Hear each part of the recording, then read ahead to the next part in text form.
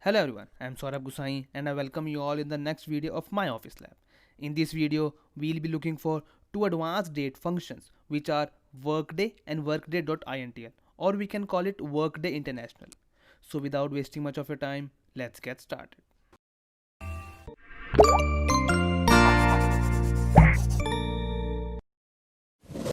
Workday is an important function which can be used to find an end date to complete one task when we have a start date and number of working days with us.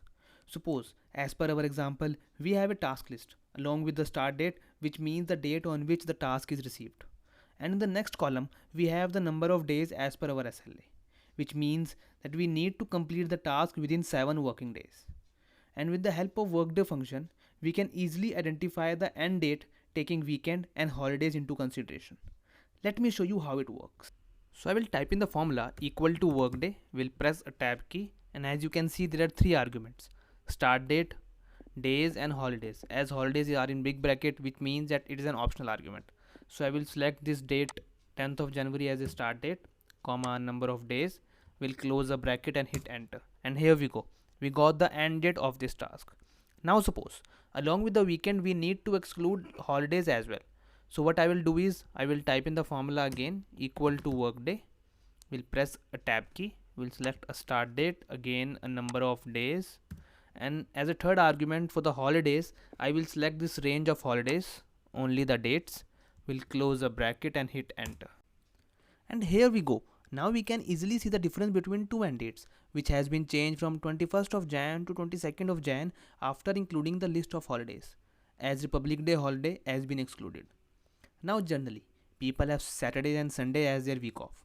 But in some organizations or in some other countries, people have Friday on Saturday or just one day, that is Sunday, as their week off.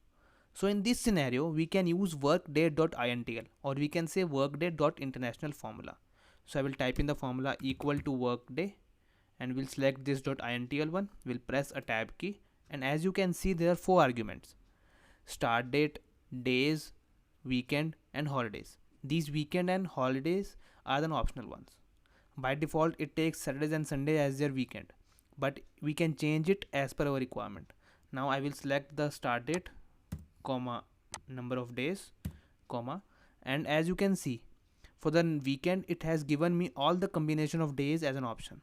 So as per our example, I will select this Friday and Saturday one, will press a tab key, comma, and now I will select this list of holidays, again will close a bracket and hit enter.